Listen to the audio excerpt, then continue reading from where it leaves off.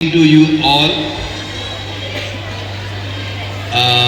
School के director रुबाब मेहर साहब, अंजर मेहर साहब, महबूब जी और अजहर मेहर, अभी पता चला बहुत यंग एंटरप्रेन्योर हैं जो विदेश में अपना बिजनेस स्थापित किया है और आपके इस छोटे से जो गांव है जो कि अब काफ़ी बड़ा शहर बन चुका है, इसका नाम रोशन कर रहे हैं। हमारे my dear friend colonel Rajesh और जो बड़े भाई अखिलेश तिवारी जी जो कि एक शिक्षाविद भी रहे हैं, एनसीसी के ANO रहे हैं और काफ़ी डायनामिक पर्सनालिटी हैं अपने आप में। एक बात ये थी कि आज 25 साल हुए, यानी कि आपकी सिल्वर जुबली हुई है स्कूल की। इसके लिए स्कूल का जो फाउंडर हैं, जो ठेकेदार साहब रुबाब भाई के पिताजी, उनका विजन था ये कि आज 25 साल पहले उन्होंने सोचा था, जब ये पीथमपुर की स्थिति इस इलाके की उतनी अच्छी नहीं थी, यहाँ पर बहुत ज़्यादा वेल ऑफ फैमिलीज नहीं थे। उस समय उन्होंने, ठेकेदार साहब ने जो सपना देखा था, उन्होंने एक जो बीज बोया था वो आज पूरा बड़ा पेड़ बनकर खड़ा है हम सबके सामने। इसमें आप सोचिए कि ठेकेदार साहब और उनके बेटे रुबाब भाई कॉलोनाइज़र हैं, इतनी ज़मीन जो उन्होंने स्कूल में लगाई, अगर इसको कोई मल्टी बना देते, इसको कॉलोनी बना देते, घर बना देते तो बहुत ज़्यादा पैसे कमाते और स्कूल से वो क्या उनको इनकम होगी वो अच्छे से डायरेक्टर साहब और अंजर भाई जानते हैं। स्कूल से कोई इनकम कोई बड़ी होती नहीं है। तो लेकिन उन्होंने ऐसा क्यों किया? क्योंकि उनके समझ में आया, उनको एक रियलाइजेशन हुआ कि जो एजुकेशन होता है, it is the biggest tool for bringing social change. तो इसलिए उन्होंने उस बात को समझते हुए और स्कूल की स्थापना की। तो आज ऐसे में हम सब जो यहाँ उपस्थित हैं, पेरेंट्स हैं, बच्चे हैं, ग्रैंड पेरेंट्स हैं, हम सबको इस मेहर फैमिली को साधुवाद देना चाहिए और उनके लिए तालियां तो बनती है कि जो उन्होंने एक इतना अच्छा स्टेप आज से 25 साल पहले इस इलाके के लिए उठाया था। एक बात और थी कि अब बच्चों, हम एक ऐसे पॉइंट पे आते हैं और ये पेरेंट्स भी सुनिए कि हम अपनी पूरी लाइफ को 2 भागों में बांट लें और 2 फेज होते हैं, एक 0 से 16 साल और एक 16 उसके बाद का पूरा जीवन। जिस बच्चे ने 16 साल तक जो है बहुत सिंसियरिटी दिखाई, पूरे तरीके से अपना जो स्टडीज़ थी ध्यान दिया और सब कुछ अच्छे से किया, डिसिप्लिन रखी, उसका जो फेज 2 होता है बहुत अच्छा जाता है, उसका पूरी ज़िंदगी बहुत अच्छी जाती है क्योंकि फिर वो अच्छे मुकाम पे पहुंचता है। और उल्टा इसका ये है, जिस बच्चे ने फेज 1 गड़बड़ कर दिया होता है, उसकी पूरी ज़िंदगी स्ट्रगल में जाती है, पूरी ज़िंदगी स्ट्रेस में जाती है और फिर वही जो जिसे कहते हैं घोड़े की तरह वो लगातार दौड़ता रहता है, लगातार चलता रहता है और वो मुकाम हासिल नहीं कर पाता है। एक बात और थी, आज इस स्कूल को देखकर एक बहुत अच्छी चीज़ लग रही है कि जो हमारा भारत है, जहाँ पर सभी धर्मों के लोग, सभी जातियों के लोग, सभी तरह के स्किन कलर्स के लोग, सभी तरह के फेस के फीचर्स के लोग रहते हैं, अलग अलग तरह की सिविलाइजेशन के लोग रहते हैं, सब इकट्ठे रहते हैं। तो पूरा भारत आज इस हॉल में भी, ये जो आपका जो एनुअल फंक्शन का ग्राउंड है यहाँ पर दिख रहा है और इस ऐसे ही भारत की कल्पना हमारे जो लोग हैं उन्होंने की थी कि जहाँ सब मिलजुल कर रहते हैं। यहाँ पर एक बात और थी कि हमने आर्टिकल 14 और 15 के बारे में जानते हैं, जहाँ सब बराबर होते हैं। आर्टिकल 14 और 15 कहते हैं संविधान के कि सब बराबर होते हैं, तो हम में से किसी को हमको छोटा नहीं समझना चाहिए और किसी को अपने से इन्फीरियर नहीं समझना चाहिए। तब वो संविधान की जो आत्मा है उसको हम सही तरीके से पालन कर पाते हैं।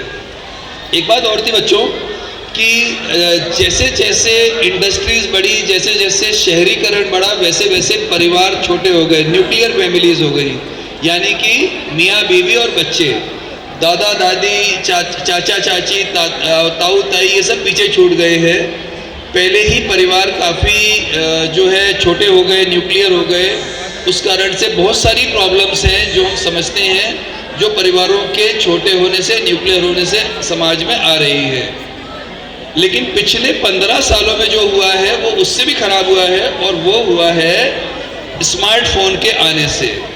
स्मार्टफोन आ गया है, परिवार में 4 लोग रह रहे हैं, वो 4 भी आपस में बात नहीं करते हैं, चारों अपने एक ही कमरे में बैठे रहते हैं और अपने अपने फ़ोन पे लगे रहते हैं और उस 10 बाई 10 के कमरे में मीलों की दूरी रहती है। तो एक उसके लिए सॉल्यूशन है कि हम वो जो जैसे हम कार पार्क करते हैं घर में, जैसे मोटरसाइकिल पार्क करते हैं, वैसे मोबाइल के भी एक पार्किंग स्टैंड बनाएं और जब बाहर से आए उस मोबाइल को वहाँ रख दें, काम पड़े उठाएं और वापस मोबाइल को वहाँ रख दें और परिवार के साथ में बातें करें। कम से कम एक बार का भोजन हमें परिवार के साथ करना चाहिए, सब मिलजुल के करना चाहिए। इसकी ज़रूरत है। आज परिवार टूट रहे हैं, आज परिवारों को बचाने की ज़रूरत है।